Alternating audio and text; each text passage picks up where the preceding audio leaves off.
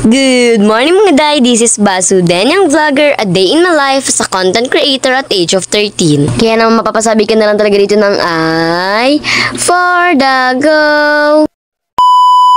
For today's video, samahan nyo naman nga ako gawa na mag-general cleaning nga po pala kami sa aming home sweet home.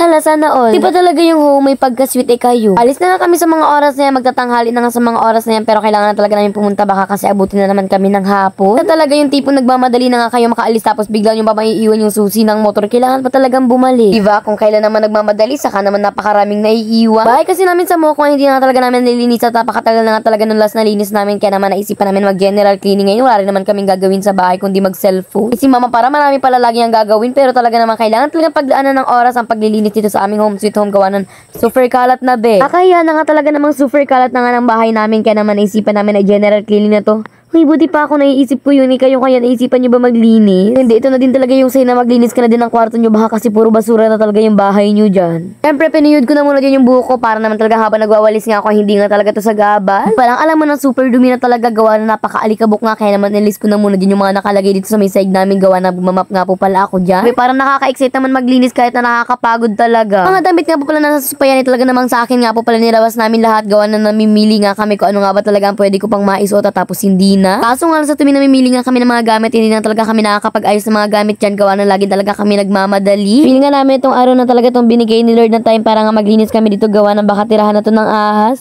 Hala, yung kaibigan mo titira sa bahay nyo. Kamis na nga rin talaga maglinis dito sa bahay namin sa Moko. Paano ba naman lagi na lang kami sa farm naglilinis? Mas ko, kung wala lang mga pananim sa farm, talaga naman dito nga talaga kami matutulog. Alis na nga pala namin dyan yung mga supag gawa ng hinigaan lang talaga yan ng mga pusa. Kaysa naman maganda dumihan talaga naman pinasok na lang namin sa loob. Wala pa nga kaming time para linisan yung aming mga sofa, kaya naman naisipan namin na igilid na muna dyan at ito na muna mga Jora box yung uunahin namin gawan. Ito nga talaga yung pinaka-importante, yung lagayan ng mga dami. Naman isa-isa ko na nga talaga tinanggal dyan yung mga Jora box. Paano ba naman kailangan nga talagang tanggalin yung gawa na napakarami talaga niyang laman tapos yung nasa ibabaw na rin itong Jora box. Katapos sa isa-isa ko naman nga po pala yung nilabas para nga malinisan na. Bali, walis na ulis nga lang talaga gawa nang wala nga tayo dito pang brush for today's video. Hindi na to pwedeng basain pag gawa ng hapon na be. Super init nga talaga dito sa amin sa Moko gawa nang wala nga talaga dito yung mga electric fan gawa na nasa farm na nga talaga. Kung matagal ko na nga kayong supporters, for sure talagang kilala nyo na itong bahay ko. Talaga naman sigurado ako mamimiss nyo rito sa mga mini vlogs ko. Syempre dito nga kasi kami nagsimula since noon pa talaga. Ito na nga talaga yung pinagmula ng aming pagiging vlogger. Kayo mag-alala, unti-unti nang gaganda yan. Pagkatapos ko naman nga po para ilabasan yung mga damit na galing nga po doon sa Jora box ay nagtambay naman ako dito kay Ate Win gawa ng sister na yan natin sa cellphone na nga talaga at walang nagbabantay na iba kundi ako lang. Kaya tanghali na nga po pala sa mga oras na yan, kaya naman kainan na nga, kaya naman kumain na rin nga ako sa mga oras na yan. Bumili na nga lang po pala dyan sila dada ng pang ulam namin sa tanghalian. Lutong ulam na nga po lang binili dada dyan gawa na hindi na nga talaga namin carry pang magluto. Bali dito nga lang po pala ako sa lapag kumain gawa na naglilinis nga kami at medyo makalat nga talaga. Wala ibang mapagpartihan ng pagkakainan. Ano naman ay nga, after nga po pala namin kumain dyan, itong pahinga nga lang po pala kami at pagkatapos ibalik trabaho na naman si mama.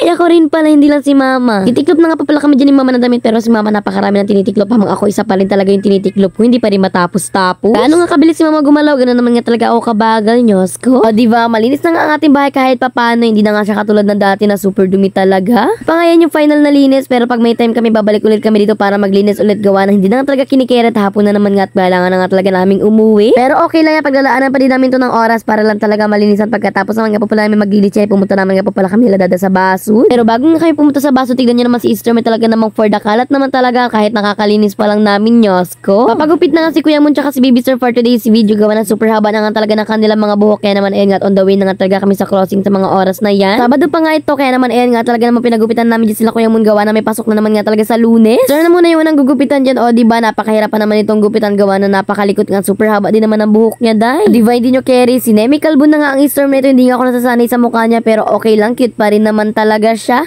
Sana all cute. Super galaw na nga sa mga oras na yan, pero nung una hindi pa naman magalo tapos pagkahuli ay super galaw na talaga kahit papanuorin mo hindi na nga talaga siya nanonood. Pero kasi Makati na, kaya naman si Kuya mo na nga talaga yung sinunod dyan pagkatapos nga kay Baby So at pagkatapos naman nga po pala ay pumunta naman nga po pala kami sa labas para bumili ng ice cream. Bili na muna nga kami dyan ng ulam gawa na hindi nga talaga kami pwedeng umuwi nang walang kami dalang ulam gawa na hindi na nga talaga kami makakabili pa kung saan dyan. Sabi daw ulam pero bakit ice cream yung binili? Mga oras nga na bibili nga po pala kami dyan ng tinapagawa na ito nga ang request na mama kaso wala nga, kaya naman naisipan namin na boneless bangus na nga lang talagang bibili namin. Kami sari kasi magtinapa puro na lang kasi tuyo tsaka itlog yung nauulam namin.